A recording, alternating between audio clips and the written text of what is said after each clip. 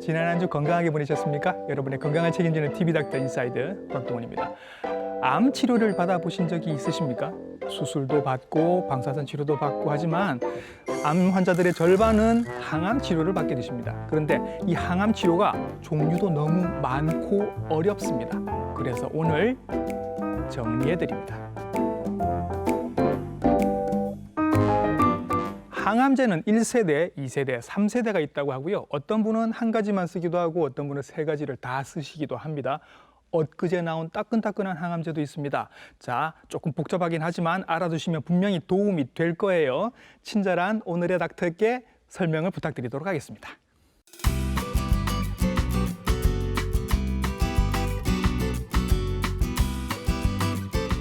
스튜디오에 모셨습니다. 혈액종양내과 전문의 오성용 선생님이십니다. 선생님 안녕하십니까? 네, 안녕하십니까. 저는 동아대학교 병원에서 암 환자를 진료하고 있는 오성용이라고 합니다. 네, 선생님은 혈액종양내과 전문의신데 네, 맞습니다. 선생님을 만나기가 사실 쉽지 않다. 보통 환자들은 네. 그렇게 말씀을 하십니다. 뭔가 비밀스러운 일을 하고 계시는 것 같은데 혈액종양내과는 어떤 일을 하는 곳인가요? 네, 암 치료는 크게 수술, 방사선 치료, 항암 치료로 보통 크게 나누고 있습니다. 예, 그중에 저희가 담당하는 영역은 항암제를 가지고 암 환자들을 돌보는 일을 주로 하고 있습니다. 예, 그렇지만 이제 암과 관련된 증상, 예를 들어서 식사를 못하는 문제라든지 암과 관련된 통증, 네, 그리고 항암 치료제와 관련된 부작용, 그리고 나아가서는 임종 과정까지 책임지고 저희가 담당해 나가고 있습니다. 네, 눈이 불편하신 분들이 안내견이 필요하듯이 예, 암을 진단받으신 분들이 네. 암에 관련해 가지고 정보가 부재하다든지 치료 과정에 대해서 많은 어려움을 겪게 되는데 예. 저희가 그런 분들에게 정확한 정보를 제공하고 네. 또 치료 과정에서 문제가 생기지 않도록 예. 저희가 안내를 해드리는 그런 역할을 하고 있다고 생각하시면 되겠습니다. 주로 암 환자를 보시는 편이라 네, 맞습니다. 저희가 선생님을 만날 일이 별로 없었네요. 네. 그리고 암 환자 말고도 왜 빈혈이나 혈소판 질환도 많이 보시지요? 최근에는 이제 혈액 질환과 종양 질환을 좀 나누어서 네. 많이 하고 있고요. 예, 혈액 종양내과라는 분과 자체가 네. 혈액 질환 그리고 예. 종양 질환을 동시에 같이 보고 있기 때문에 네. 말씀 주신 빈혈이라든지 혈소판 질환도 같이 예. 보고 있습니다. 예. 항암 치료에 대한 자세한 여러 가지 질문들을 한번 드려보도록 하겠습니다.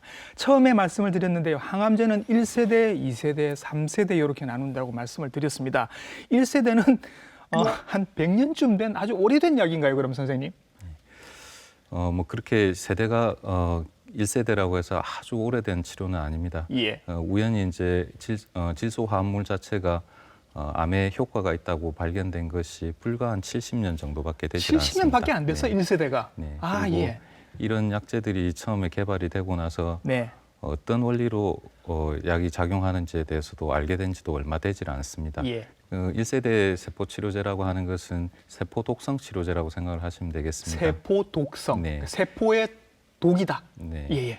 일반적으로 암이라고 하면 무제한적으로 증식을 하는 세포를 암세포라고 생각을 하시면 쉽겠습니다. 증식이 굉장히 네. 빠르죠. 네, 예. 그래서 정상세포에 비해서 무제한적으로 증식을 하고 네. 또 속도도 빠르기 때문에 네. 같은 약을 치료를 했을 때 정상세포보다는 암세포가 더 이제 충격을 많이 받고 예. 치료에 이용을 하는 그런 기전이 되겠습니다. 예. 그렇지만 이런 이제 암세포뿐만 아니라 예. 정상세포도 같이 데미지를 받기 때문에 예. 우리가 성인이 되고 나서도 계속 네. 자라는 세포들이 있습니다. 그러니까 빨리 자라는 세포를 이제 타겟으로 하다 보니 네. 암세포도 죽지만 빨리 자라는 정상세포들도 죽는 거죠. 네, 맞습니다. 그래서 흔히 세포 독성 치료제 하면 떠올리시는 탈모라든지 예. 구토라든지 이런 예. 것들은 우리 몸에서 계속 머리카락이 자라고 손발톱이 자라고 소장점막, 구강점막 이런 것들이 계속 자라나고 있는데 네. 거기도 똑같이 이제 작용을 받기 때문에 예. 흔히 보시는 탈모라든지 구토를 한다든지 네. 설사를 한다든지 또 심지어는 이제 백혈구가 많이 골수에서 증식이 되는 것도 억제가 되기 때문에 예. 감염이 된다든지 이런 예. 부작용을 동반하게 돼 있습니다. 그럼 이 기회에 우리가 알게 되는 게 있습니다. 암세포만큼 빨리 자라는 정상세포도 있는데 대표적으로 이제 모발, 네, 그렇죠? 맞습니다. 그러니까 모발이 빠지니까 이제 모자 쓰고 계시는 분들이 네. 많으시고 또 장점막 세포들도 빨리 자라나기 때문에 이 장점막 세포들도 죽고 나면 소화가 잘 안 돼서 이렇게 맞습니다. 토하시고 하는 네. 그런.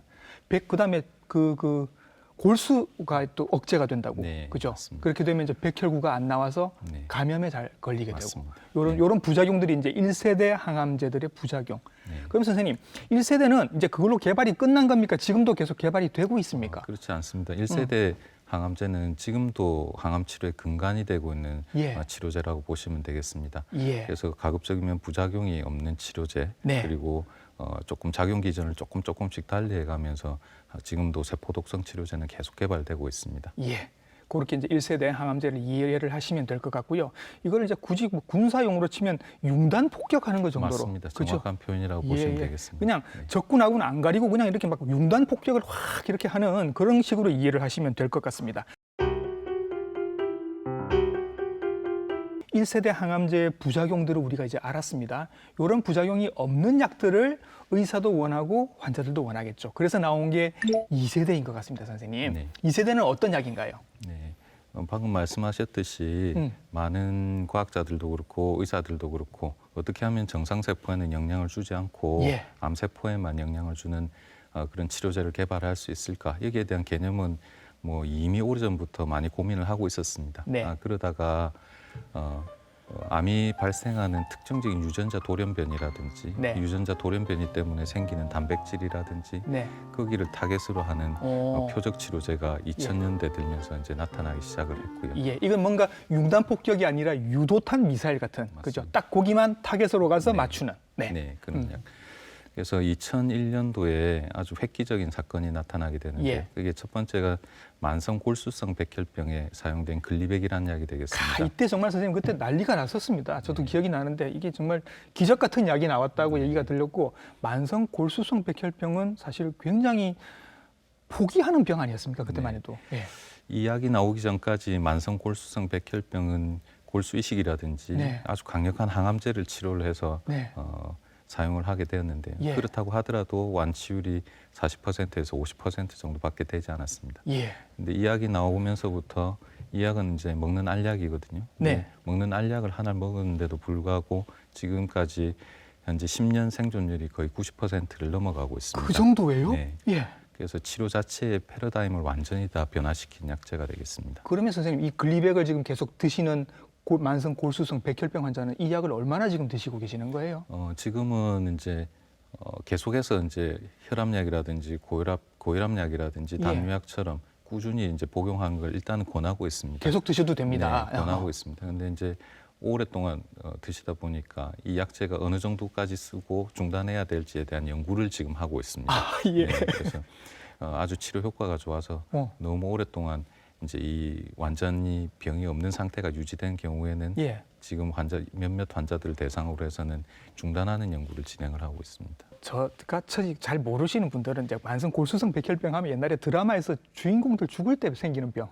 주로 이제 급성 골수성 백혈병이 조금 글쎄요. 더 예, 가깝고요. 예. 그렇지만 이제 만성 골수성 백혈병도 이 약이 개발되기 전까지는 예. 그거하고 아주 유사했다고 보시면 되겠습니다. 그렇지만 이 약 자체가 패러다임을 완전히 바뀌면서 지금은 만성 골수성 백혈병은 백혈병이라기보다는 이제 골수가 그냥 단지 증식해서 생기는 이야. 그런 병 정도로 개념이 바뀌었다고 생각하시면 되겠습니다. 약이 개발이 되고 지금 20년째 혹시 약을 드시는 분이 있다고 하면 내가 이거 고혈압 환자인지 백혈병 환자인지 헷갈리실 것 같아요. 네, 그렇지만 이제 병명 예. 자체가 예. 일단 암에 해당이 되기 때문에 예. 환자분들이 조금 그래도 마음의 분침은 많이 가지고 계십니다. 생활하시는데도 별 불편함이 없고. 네, 약제를 드시고 나서 이 약제에 대한 내성이 생기지 않으면 예. 이 약을 계속 드시면 되고 예. 경우에 따라서 이 약제에 대해서 내성이 생긴 경우라고 하더라도 돌연변이가 생긴 거를 또 막아내는 또 2세대, 3세대 예. 글리백에 해당되는 그 약제들이 지금 많이 나와 있기 때문에 네. 또 그걸 약제를 바꿔서 치료를 할 수가 있습니다. 표적 치료제이기 때문에 표적이 있어야 이 약을 쓸 수 있는 거죠. 맞습니다. 네. 그래서 그 표적이 없으신 분들은 이 약을 쓸 수가 없게 됩니다. 네. 가령 그렇습니다. 왜 유방암 때 허투 유전자 같은 얘기를 했었는데 그게 이건 거죠. 표적. 맞습니다. 예. 네. 그래서 이 처음 약이 개발된 거는 혈액암 쪽으로 개발이 됐지만 예. 이 영역을 넓혀서 네. 고형암 쪽으로 많이 이제 이 병에 대해서 연구가 되었습니다. 첫 네. 번째가 폐암에 대한 연구라고 보시면 되겠고요. 예. 그래서 폐암을 치료할 때 폐암의 표적이 되는 상피세포 성장 인자에 대한 억제제가 있습니다. 예. 이 억제제를 쓰면 음. 마찬가지로 폐암에서도 효과를 볼 수가 있고요. 예. 방금 말씀하셨던 유방암에 대한 헐투도 예. 마찬가지로 예. 상피세포 성장 인자를 예. 억제하는 약제가 되겠습니다. 그렇죠. 그래서 이 약제가 나오기 전까지는 헐투를 가지고 계신 유방암 환자들이 예후가 나쁜 편이었지만 네. 지금은 이제 치료제가 있기 때문에 오히려 그 유전자를 가지고 계신 분들이 예. 효과가 더 예후가 더 좋은 것으로 나타나고 있습니다. 세상에 약 하나가 나오면서 이렇게 패러다임이 바뀝니다. 암들 중에 이렇게 사망률이 되게 높은 암들이 몇 가지가 있는데 네. 제가 기억하기로 췌장암이 그랬고 폐암이 선생님 그랬습니다. 네. 그래서 정말 담배를 끊어야 하고 걸리면 뭐 방법 없다고 했는데 이제는 조금 어떻게 방법이 생긴 건가요? 네. 아까 말씀드린 대로 이제 표적 치료제는 그것을 타겟할 수 있는 표적 물질이 있어야 됩니다. 네. 특히나 최근 들어서 폐암 같은 경우도 유전자 변이를 동반하는 폐암이 많이 발견이 되고 있고 예. 증가하는 추세에 있습니다. 예. 아무래도 이제 담배라든지 대기 오염이라든지 이런 네. 게 많이 원인이 되면서 예. 폐암 중에서도 우리가 타겟을 해서 쓸 수 있는 표적 치료제를 사용할 수 있는 그런 종류의 폐암이 많이 이제 증가를 했습니다. 그렇죠. 네. 그래서 어쨌든 치료 방법이 또 하나가 더 생겼다. 네. 우리는 무기가 하나 더 생긴 거죠. 네. 그래서 이전에는 말기 폐암이라고 할 때 우리가 기대할 수 있는 수명이나 이런 게 굉장히 짧았지만 네. 그 기간이 최근에는 2배, 3배 정도로 많이 늘어나 있습니다. 야. 1세대 항암제는 융단 폭격을 하는 느낌이었고 2세대 항암제는 유도탄 이렇게 가서 표적만 맞히는 그런 유도탄이 될 것 같습니다. 이제 3세대로 넘어갈 건데 3세대는 개념이 완전히 바뀝니다. 예, 3세대 같은 경우는 암을 직접적으로 공격하는 것이 아니라 예. 암이 발생하는 여러 가지 원리 기전이 있습니다. 예. 그 기전 중에 아주 특징적인 것이 암세포가 우리 면역 기능을 피해 나가는 작용을 하는 것인데요. 머리가 좋아요, 얘네들이. 네, 맞습니다. 예. 우리가 일반적인 사람들도 예. 많은 발암 물질에 노출이 되지 않습니까? 네. 그다음에 뭐 자외선부터 시작해서 그다음에 우리가 먹는 음식, 그다음 환경 호르몬 이런 거에서 여러 가지 유전자 돌연 변이도 생기고 예. 암이 발생을 하게 되는데 예. 그렇다고 해서 모든 사람들이 암으로 진행하진 않거든요. 그렇죠. 네, 그것은 우리 몸에서 그것을 걸러내고 네. 이상이 생기면 없애는 기능을 하는 면역 작용을 하는 세포들이 있기 때문에 그렇습니다. 예. 그래서 이 암이 일반적인 그 평상시에는 그런 그 면역 작용들에 의해서 조절을 받다가 네. 어떤 회피하는 네. 기능을 가지게 되면 예. 이게 암으로 발전을 하게 됩니다. 예. 이제 하나하나 한번 알아보도록 하겠습니다. 일단 우리 몸에는 늘 사실은 암세포들이 조금씩 생기고 있고 그걸 그때그때 다 처치를 해주는 군인 같은 세포들이 있습니다. 그 중에 하나가 이제 T세포라고 하는 것이 있는데 이 T세포들을 우리 군인들을 이렇게 잘 북돋우는 그런 치료들이 이제 면역치료 3세대 항암제가 되는 겁니다. 하나하나 이제 알아보도록 할 건데요. 면역치료제 중에서 그런 게 있네요. 암을 치료하는 백신도 있어요, 선생님? 네. 뭐 여러분들께서 백신이라고 하면 예방 목적으로 사용하는 코로나 백신, 약제를 독감 백신. 네, 맞습니다. 그래서 암도 마찬가지로 지금 원인이 되는 바이러스에 대해서 네. 백신을 만들어 사용하고 있죠. 그래서 자궁경부암 백신이 아, 아주 대표적인 맞네. 약제가 예, 예, 되겠습니다. 예. 네. 자궁경부암 백신은 암을 예방하는 백신이 맞는 거죠. 네. 유일하게 암을 예방하는 백신이 그겁니다. 암을 예방하는 백신 있었고 사이토카인 치료제라는 게 또 있어요, 선생님? 예, 사이토카인 치료제는 뭐 마찬가지로 예. 우리 몸 안에 면역이 올라가려면 사이토카인이 활성화가 돼서 이제 예. 면역 세포들을 기능을 올리는 거죠. 그래서 예.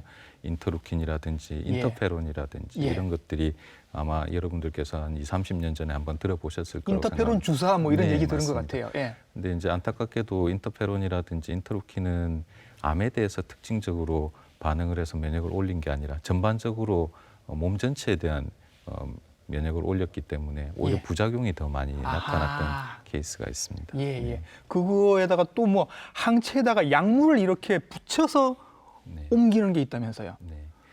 그래서 항체 치료제 같은 경우에는 두 가지 이제 경우가 있는데 항체 치료제 자체가 이제 들어가서 바로 암세포를 공격하는 경우도 있고 예. 또 하나는 암세포를 인식하는 한쪽 팔이 있고 반대쪽에는 약물을 인식하는 약물을 인식하거나 아니면 세포를 끌어당기는 네. 그런 팔을 가지고 있어서 두 예. 개를 결합시키는 그런 형태의 치료제도 있습니다. 드론에다가 항암제를 실어서 암세포에게로 이렇게 전달을 시키는 그런 원리인 것 같습니다. 네, 정말 맞습니다. 신기한 것들이 많이 나오네요.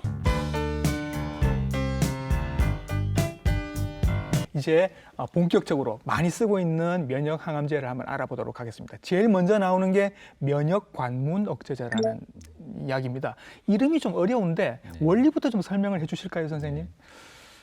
관문 억제제라고 하니까 이거 영어로 하면 이제 체크 포인트가 되겠습니다. 예. 그래서 우리 뭐 초소나 이런 데 가면은 앞에서 다 이 사람이 어떤 상태인지 신분을 조회한다든지 이런 네. 걸 다 하죠. 그래서 처음에 이제 암세포가 성장을 할 때 우리 몸 안에 있는 이 T세포한테 잡아먹히지 않기 위해서 예. 본인의 신분증을 마치 자기인 것처럼 정상 이렇게 세포인 것처럼 예. 위장을 한다 그러더라고요, 네, 맞습니다. 얘네들이. 예. 네. 예. 그렇게 해서 이 면역 기능을 이제 회피하는 예. 작용을 하게 돼 있죠. 예. 그래서 지금 이제 각광받고 있는 면역 관문 억제제는 이러한 기능을 위조 신분증을 예.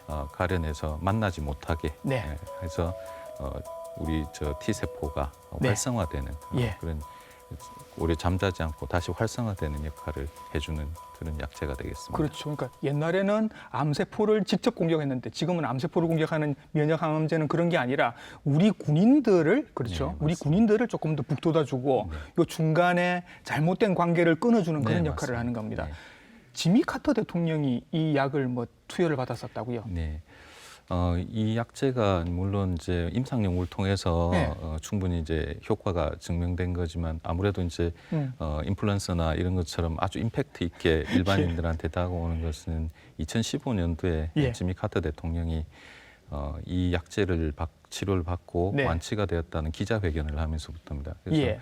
그 당시에 지미 카터 대통령이 나이가 91세였거든요. 이야, 91세였고 예.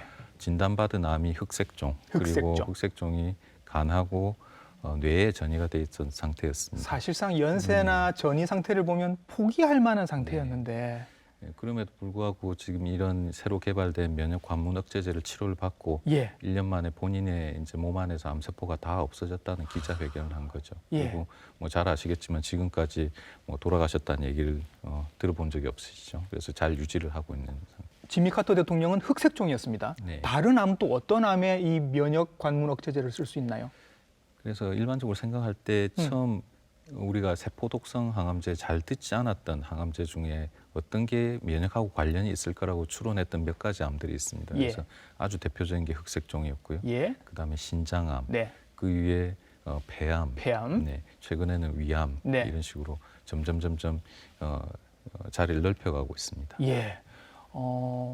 3세대의 면역 관문 억제제까지 지금 일단 알아보고 있는데 선생님, 면역 관문 억제제인데 최근에 나온 약들일 것이고 비용이 선생님 이게 많이 비쌀 것 같은데 우리 건강보험 적용이 되나요?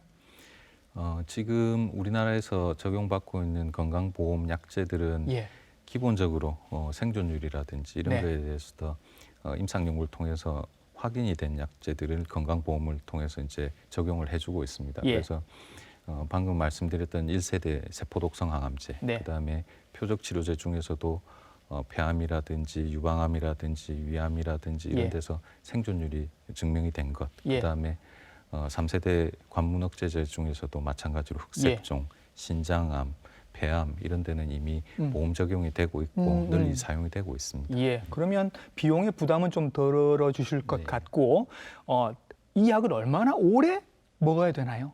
그 약제의 사용 기간에 대해서도 많은 환자분들이 조금 고민을 하시고 예. 물어보시는데 네. 약제를 사용하는 시기하고 조금 관련이 있을 수 있습니다. 네. 그래서 수술이라든지 완전히 절제를 하고 난 다음 이제 재발 방지 목적으로 사용하는 경우는 보통 한 6개월에서 1년 정도 네. 이렇게 해서 사용을 하고 되고요. 예. 그렇지만 암이 많이 이제 진행이 돼서 네. 전이가 돼 있는 경우 같은 경우는 이 약이 효과가 있고 네. 그다음에 약으로 인해서 생기는 부작용이 환자분이 잘 견디실 수 있는 정도라고 하면 오랜 기간 사용하는 것이 환자들한테 더 도움이 되기도 합니다. 그런데 경우에 따라서는 폐암 같은 경우에는 횟수라든지 이런 게 이미 임상 연구를 통해서 몇 번까지 하는 게 효과적이다 이런 게 네. 나와 있는 경우도 있기 때문에 예. 경우마다 조금씩 다르다고 할 수 있습니다. 아까 표적 치료제 같은 경우는 좀 오래 드시는 경우들이 많다고 말씀을 하셨는데 지미 카터 대통령은 혹시 아직도 약을 먹고 있을까요? 지금 제가 알기로는 그 면역 관문 억제제 같은 경우는 한 번 치료하는 것이 어느 정도 오랜 기간 동안 작용하는 그런 약리 작용을 가지고 있습니다. 예. 그렇기 때문에 일반적으로는 1년 내지 2년, 현재까지 연구된 것은 2년 정도 이상 치료하는 것은 그래요. 아직까지는 연구 단계에 있다 이렇게 네. 생각하시면 되겠습니다. 자, 그럼 이번에는 새로 나온 따끈따끈한 항암제를 또 하나 소개를 해드리도록 하겠습니다. 면역 세포 억제제라는 게 있습니다, 선생님. 네. 이건 어떻게 이해를 해야 될까요? 네, 아까 그 방금 말씀드린 네. 면역 관문 억제제가 예, 이렇게 면역 세포가 이제 잠자게 되는 기능을 안 하게 되는 그런 걸 다시 일깨워주는 정도의 약이라고 생각을 하시면 네, 지금 세포 면역 치료제 같은 경우는 네, 이 세포의 작용을 아주 극대화시킨 예. 치료제라고 생각을 하시면 되겠습니다. 암 세포를 건드리는 게 아니라 우리 T 세포를, 우리 군인을 더 강하게 만드는. 네, 맞습니다. 예. 그래서 최근에 그 많이 이야기되고 있는 CAR-T 세포 치료에 대해서 원리를 약간 얘기를 드리면 네, 우리 몸 안에서 군대 역할을 하는 네. 림프구를 밖으로 빼내게 됩니다. 네, 이 림프구들은 암세포에게 져서 지금 암이 많이 이제 활동을 하고 있는 상태겠지만 네, 그 림프구들을 꺼내서 암에 대한 레이더 같은 표적 물질을 많이 달아주게 됩니다. 네, 그리고 이 림프구들을 강화시켜서 예. 숫자를 많이 만들고 네. 또 힘을 많이 키워서 다시 환자에게 넣어주는 그런 예. 치료가 되겠습니다. 암 세포랑 싸우느라 이미 좀 힘이 많이 빠지고 약간 네. 폐잔병처럼 돼 있는데 우리 군인들이 네. 요 군인들을 군복도 다시 갈아입히고 무기도 다시 새로운 좋은 걸로 주고 이렇게 해서 다시 들여보낸다는 네, 얘기네요. 맞습니다.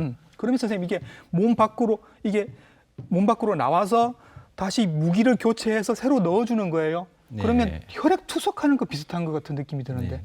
혈액 투석하고 뭐 원리는 뭐 거의 같다고 보시면 되겠지만 예.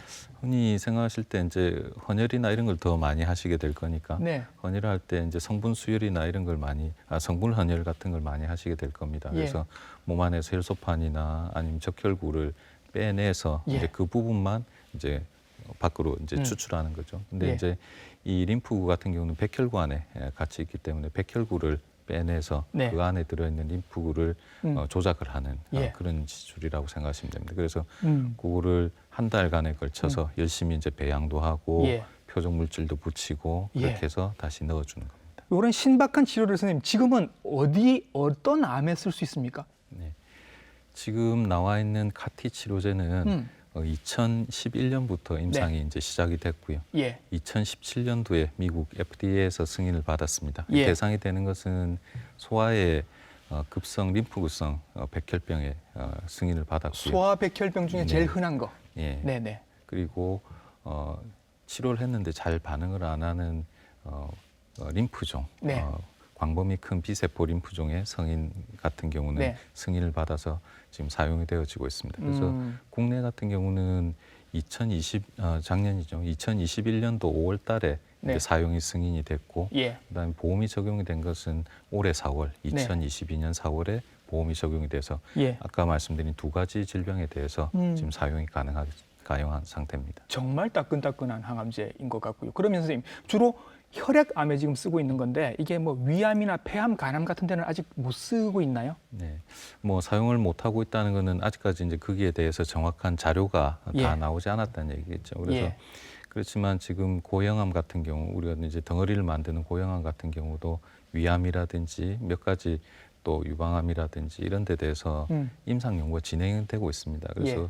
최근에 이제 1상, 2상 그러니까 예. 어느 정도 효과를 보는지 독성은 어느 정도 되는지 네. 이런 것에 대한 데이터가 지금 나오고 있습니다. 예. 그래서 조만간에 아무래도 혈액암뿐만 아니라 네. 고형암도 여러 가지 분야에서 적용이 될 걸로 생각은 하고 있습니다. 네. 이 신박한 항암제를 지금 우리가 쓸 수 있습니까? 네, 그 약제를 아까 말씀드린 대로 보험 승인이 됐기 때문에 일반 치료로도 사용은 할 수는 있습니다. 예. 근데 이 약제를 사용하려면 몇 가지 조건인데 첫 네. 번째로 대상이 되는 질병이 맞아야 되겠죠. 예. 그래서 대상이 되는 질병이 아까 말씀드린 대로 광범위 큰 비세포 림프종 중에서 치료가 더 이상 없는 경우라든지 예. 급성 림프구성 백혈병 같은 소아에서 예. 이런 경우에 지금 국한이 돼 있고요. 네. 만약에 이런 치료를 본인이 이제 다른 외국처럼 다발골수증이라든지 다른 여러 가지 형태에서 사용하고 싶다고 하면 보험이 되지 않는 여러 가지 또 치료를 하실 수밖에 없는데 그렇죠. 이 비용적인 문제라든지 예. 시설적인 문제 이런 예. 게 지금 장벽이 되고 있습니다. 예, 아직까지 부산에서는 이 치료를 할 수가 없는 걸로 알고 있는데 선생님들도 지금 하고 계시니까 이거 연구를 하고 계시니까 부산에 계신 분들이 부산에서 치료를 받는다면 언제쯤 가능할까요? 이 치료를 이제 승인을 받기 위해서는 바깥으로 이제 세포를 빼내서 조작하는 어느 정도의 규격화된 시설이 갖추어져야 됩니다. 예. 그리고 나라에서 그 규격에 대해서 네. 법률적으로 규정을 다 하고 있습니다. 그래서 네. 이걸 심사를 받아서 세포 처리를 하는 허가를 받아야 되거든요. 예. 그래서 거기에 막대한 그 비용하고 시간이 들어가게 됩니다. 그래서 네. 지금 몇몇 기관, 우리나라에는 몇몇 기관만 지금 사용이 가능하고 예. 부산 지역 같은 경우는 저희가 계속 준비를 하고 있기 때문에 내년 정도에 아마도 가능하지 않을까 생각하고 있습니다. 아마도 내년쯤에는 네. 카티 네. 항암제가 사용이 될 것 같다. 그때쯤 되면 이제 건강보험도 적용이 됐으면 좋겠고요. 그래서 그 전까지 여러분들께서 이제 사용이 불가능한 이런 장벽이 있기 때문에 네. 그걸 대체하기 위해서 임상 연구라는 형태로 지금 많이 준비를 하고 있습니다. 예, 예. 이 방법에 대해서 선생님 가장 카티 항암제 가장 좋은 점, 장점은 뭘까요? 아무래도 효과라고 보시면 될 것 효과. 같습니다. 이런 치료 방법이 없는 표준화된 치료가 다 끝나고 나서 더 이상의 치료 방법이 없는 어떻게 보면 날짜가 얼마 그렇게 길지 않은 그런 시한부를 선고받은 환자들한테서 이 치료를 했을 때 정말 극적으로 네. 치료 효과가 높아서 40 내지 50% 환자들이 완치의 가능성을 가질 수 있다는 예. 효과적인 측면이 가장 그 장점이라고 생각하실 수 있습니다. 그래서 더 이상 치료 방법이 없는 환자들한테 새로운 무기가 새로 하나 생겼다. 그렇게 생각하시면 되겠습니다. 선생님 제가 들은 얘기 중에 그런 게 있습니다. 왜 일본에 가서 뭐 희한한 치료를 받는다 비밀리에 네. 이게 선생님 오늘 말씀하신 이런 세포 치료 이런 거랑 관계되는 거예요? 예, 물론 관련이 있습니다. 예. 지금 우리나라에서는 인체에서 세포를 꺼내서 네. 그다음 그걸 조작하고 다시 환자한테 넣어주는 게 이 법이 제정되기 전까지는 예. 불법이었습니다. 예. 그래서 그게 법이 제정된 게 첨단재생바이오법이란 것이 네. 제정된 것이 2020년. 그 전까지는 줄기세포 연구하는데도 네. 제한이 많았죠. 네. 그렇기 때문에 지금 뭐 코로나 시대 이전에는 지금은 코로나 때문에 여러분들이 이제 해외 많이 못 나가시지만 예. 그 전에 코로나 시대 이전에는 많은 분들이 이런 암세포 치료를 위해서 네. 자가 면역 세포 치료를 위해서 네. 일본으로 많이 갔고 뭐 보고서에 따라서 조금씩 다르긴 하지만 예. 1년에 한 2천억 정도 그 정도 외화가 그렇게 네, 나가고 그렇게 있었습니다. 했다는 얘기가 있습니다. 예. 그렇지만 이제 이런 그 세포 치료제 그 암 치료에 사용되는 세포 치료제가 아직까지 정확하게 NK 세포 치료제라든지 네. 뭐 수지장 세포 치료제라든지 이런 다양한 치료제가 국내에서는 아직까지 효과가 입증이 된 게 아니기 때문에 그게 불가능한 상태였죠. 그래서 최근에 이제 2020년 이후로 이런 바이오법들이 이제 제정이 되면서 여기에 관련된 규정들이 생기고 네. 지금은 임상 연구, 예. 임상 시험, 진료에 활용이 되고 있습니다. 예. 이런 연구들을 계속 선생님 하고 계시는 입장에서 이런 것들은 좀 고쳐졌으면 좋겠고 앞으로 어떤 방향으로 나갔으면 좋겠다 하는 그런 생각들이 있으시죠? 네. 지금 제가 말씀드린 여러 가지 이제 치료제들이 막상 지금 눈앞에 막 위험이 닥쳐 있는 암 환자들한테 직접 적용이 될 수 있는 바로 그런 약제들은 지금 아닐 수 있습니다. 그렇죠. 네. 예, 그렇지만 어떻게 생각해 보시면은 70년 전에 항암제가 개발이 되고 네. 또 20년 전에 표적 치료제가 개발이 되고 그다음에 음. 불과 이제 5, 6년 전에 이런 면역 치료제들이 개발된 걸 보면 그 속도라든지 이런 게 굉장히 빠르거든요. 네. 그래서 여러 가지 난관들이 금방금방 차츰차츰 해결될 거라고 생각을 하고 있습니다. 네. 그러기 위해서는 일단 혈액종양내과를 담당하는 저희는 거기에 대해서 충분히 지식을 쌓아야 될 것 같고 예. 또 면역치료제에서 볼 수 있듯이 병원이라든지 지자체에서는 법령이라든지 그다음에 시설에 대한 투자가 반드시 있어야 됩니다. 그래서 이것은 뭐 진료적인 측면이기 때문에 환자한테 최선의 진료를 제공할 수 있는 최소한의 이제 기본적인 요건이라고 생각하고 네. 또 하나는 산업적인 측면도 반드시 생각을 해야 되는데요. 지금 부산이 특히 심하지만 이제 네. 고령화 사회, 예. 그다음에 인재가 유출되고 그다음에 음. 환자가 유출되고 이런 상황들이 맞닥뜨려 있기 때문에 이번 기회를 좋은 찬스로 생각을 해서 네. 여기에 대해서 투자를 하고 바이오벤처를 육성을 하고 예. 그에 관련된 젊은 인재들을 고용하는 게 예. 교육시키고 육성하는 게 산업적인 측면에서도 많은 도움이 될 거라고 생각을 하고 있습니다. 예, 항암제와 함께 국가의 미래에 대해서도 걱정을 함께 해주셨습니다. 오늘 항암제에 대해서 굉장히 좋은 말씀, 자세한 설명 많이 해주셨습니다. 혈액종양내과 전문의 오성용 선생님이셨습니다. 선생님 수고하셨습니다. 네, 감사합니다. 자, 항암제의 종류 그리고 원리 설명드렸고요. 앞으로 나오게 될 새로운 항암제에 대해서도 설명을 드렸습니다. 투병 중이신 여러분들에게 힘이 되었으면 좋겠습니다. TV닥터 인사이드 다음 주에도 좋은 정보로 인사드릴게요. 감사합니다.